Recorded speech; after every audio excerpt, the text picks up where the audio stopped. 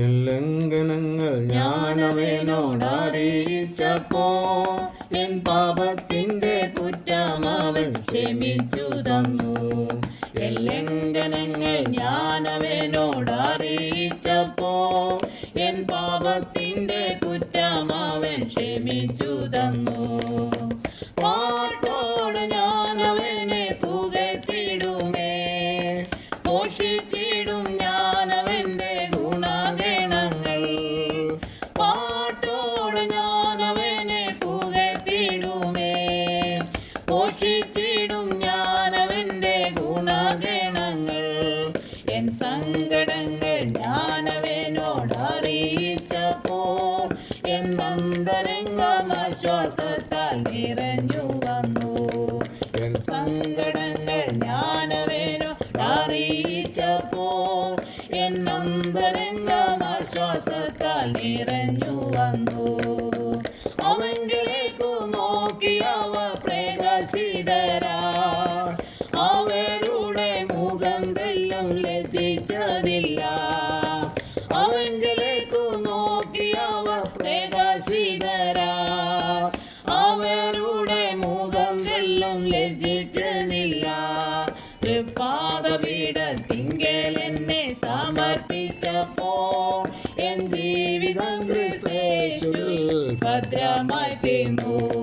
തൃപ്പാദപീഠത്തിങ്കൽ എന്നെ സമർപ്പിച്ചപ്പോൾ എൻ ജീവിതം ക്രിസ്തയേശുവിൽ ഭദ്രമായി തീർന്നു.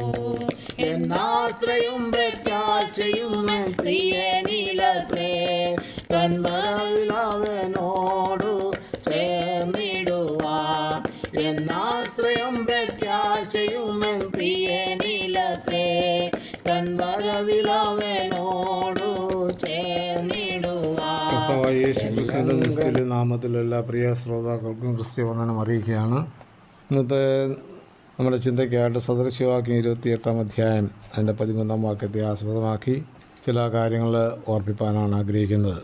ഏറ്റവും പാപിയായ മനുഷ്യൻ ഉണർവിന് തടസ്സക്കാരൻ എന്നുള്ളൊരു ചിന്തയാണ് ഇന്ന് ഓർപ്പിക്കുന്നത്. ഒരിക്കലും ഒരു ഇടവക വികാരി പുതുതായി സഭയുടെ ചുമതലയേറ്റു. സഭാവിശ്വാസികൾ എല്ലാവരും കൂടി അദ്ദേഹത്തെ സ്വീകരിച്ചു. പുതുതായി വന്ന വികാരിയുടെ ആദ്യത്തെ കുർബാനയിൽ പങ്കെടുക്കുവാൻ സഭാവിശ്വാസികളെല്ലാം തന്നെ എത്തിയിരുന്നു. വികാരി സുവിശേഷ പ്രസംഗം നടത്തുന്ന സമയത്ത് വിശ്വാസികളെല്ലാം തന്നെ ഒരു പരുവത്തിലിരിക്കുന്നത് കണ്ട് വികാരി അത്ഭുതപ്പെട്ടു. അദ്ദേഹം ആരാധനയെല്ലാം കഴിഞ്ഞ ശേഷം ചില വ്യക്തികളോട് പള്ളിയിലെ ആത്മീയ വിഷയങ്ങളെക്കുറിച്ച് ചോദിച്ചപ്പോൾ പലരും പല വിഷയങ്ങൾ പറഞ്ഞു. ഒരാൾ പറഞ്ഞു, നേരത്തെ ഇരുന്ന വൈദികൻ അത്ര പോരായിരുന്നു, ഒരു ഉണർവും തൻ്റെ സമയങ്ങളിൽ സഭയിലില്ലായിരുന്നു. മറ്റൊരാൾ പറഞ്ഞു, ഇവിടെ ചില അംഗങ്ങൾ ഉള്ളവർക്ക് ഒരു സാക്ഷ്യവും ഇല്ല. അങ്ങനെ പല ഉപാധികൾ പറഞ്ഞു. അച്ഛന് കാര്യങ്ങൾ ഏറെക്കുറെ മനസ്സിലായി. അദ്ദേഹം ഒരു പദ്ധതി ആസൂത്രണം ചെയ്തു. ഒരു ശവപ്പെട്ടി സംഘടിപ്പിച്ചിട്ട് പള്ളിയുടെ നടുക്ക് സ്ഥാപിച്ചു. അതിലൊരു കണ്ണാടിയും പെട്ടിയിൽ നിക്ഷേപിച്ചു. ആരും അറിയാതെയാണ് വികാരി ഇതെല്ലാം ചെയ്തത്. എന്നിട്ട് പള്ളിമണി കൂട്ടമണി അടുപ്പിച്ചു. സഭാംഗങ്ങളെല്ലാം പള്ളിയിൽ ഓടിക്കൂടി. പുരോഹിതൻ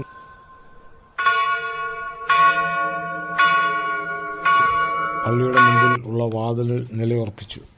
ജനങ്ങളെല്ലാം ഓടി വന്നപ്പോൾ വികാരി വാതിലിൽ നിൽക്കുന്നു. എല്ലാവരും കാര്യങ്ങൾ തിരക്കി. അപ്പോൾ വികാരി അച്ഛൻ പറഞ്ഞു, ഈ പള്ളിയിലെ ഏറ്റവും പാപിയായ മനുഷ്യൻ മരിച്ചു. അദ്ദേഹത്തിൻ്റെ മൃതദേഹം പള്ളിക്കുള്ളിൽ ഉണ്ട്. എല്ലാവർക്കും ഇതാരാണെന്ന് കാണുവാനുള്ള താല്പര്യം ഉണ്ടായി. വികാരി അച്ഛൻ പറഞ്ഞു, ഈ ഒരു പാപിയായ മനുഷ്യനായിരുന്നു സഭയിലെ ഉണർവിന് തടസ്സക്കാരൻ. നിങ്ങൾ ഓരോരുത്തൻ അകത്തേക്ക് ചെന്ന് ആ മനുഷ്യനെ കണ്ടിട്ട് അതുവഴിയുള്ള വാതിൽ കൂടെ പുറത്തു പോകണം. ആരാണ് ഈ പാപിയായ മനുഷ്യനെന്ന് നിങ്ങൾ ആരോടും പറയരുത്.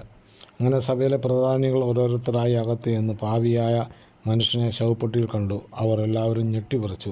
കണ്ണാടിയിൽ കൂടി അവരവരുടെ രൂപമായിരുന്നു കണ്ടത്. അടുത്ത ആഴ്ച ആരാധനയ്ക്ക് വന്നവർ പരസ്പരം ഒന്നും മിണ്ടാതെ അവരവരുടെ സ്ഥാനത്തിരുന്ന് കരയുവാൻ തുടങ്ങി. വികാരി അച്ഛൻ വന്നു നോക്കിയപ്പോൾ വലിയ അനുതാപത്തിൻ്റെ കാഴ്ചയായിരുന്നു കണ്ടത്. വികാരി പറഞ്ഞ, സഭയിലെ ഉണർവിന് തടസ്സക്കാരനായ പാപി മരിച്ചുപോയി. ഇനിയും നമുക്ക് ദൈവത്തിൽ സന്തോഷിക്കാം. ഒരു പാട്ട് പാടി കഴിഞ്ഞപ്പോഴേക്കും സഭയിൽ വലിയ ആത്മീയ ഉണർവ് കത്തിപ്പടരുവാനിടയായി. പ്രിയ ശ്രോതാക്കളെ, നാം പലപ്പോഴും മറ്റുള്ളവരെ പഴിചാരി രക്ഷപ്പെടുവാൻ നോക്കും. എന്നാൽ യഥാർത്ഥ ഉണർവിന് തടസ്സക്കാരൻ ഞാനാണെന്ന് ബോധ്യപ്പെടുമ്പോൾ ഹൃദയത്തിൽ നിന്ന് ഉയർന്നു വരുന്ന പശ്ചാത്താപമാണ് ഉണർവ് എന്ന് പറയുന്നത്. നമ്മുടെ സഭകൾ ഉണർവിന് തടസ്സക്കാരി ഞാനാണെന്ന് ഏറ്റുപറഞ്ഞ് ദൈവസന്നിധി സമർപ്പിച്ചു കഴിയുമ്പോൾ ഉണർവ് താനെ വന്നുകൊള്ളും. അന്യൻ്റെ കുറവുകളെ കണ്ടെത്താൻ ശ്രമിക്കാതെ സ്വന്തം കുറവുകളെ കണ്ടെത്തി അതിന് പരിഹാരം വരുത്തുവാൻ ശ്രമിക്കുമ്പോൾ ഉണർവ് താനെ വന്നുകൊള്ളും. എന്നെ ശ്രവിക്കുന്ന പ്രിയ ശ്രോതാക്കളോട് എനിക്ക് പറയാനുള്ളത്, ദൈവത്തെ പറയുന്നത്, ലംഘനങ്ങളെ മറയ്ക്കുന്നവന് ശുഭം വരികയില്ല, അവയെ ഏറ്റുപറഞ്ഞ് ഉപേക്ഷിക്കുന്നവനോ കരുണ ലഭിക്കും. സദൃശവാക്യം 22:13 പറഞ്ഞിരിക്കുന്നത്. സങ്കീർത്തനം 32 പറയുന്നത്, ലംഘനം ക്ഷമിച്ചും പാവം മറച്ചും കിട്ടിയ മനുഷ്യൻ ഭാഗ്യവാൻ.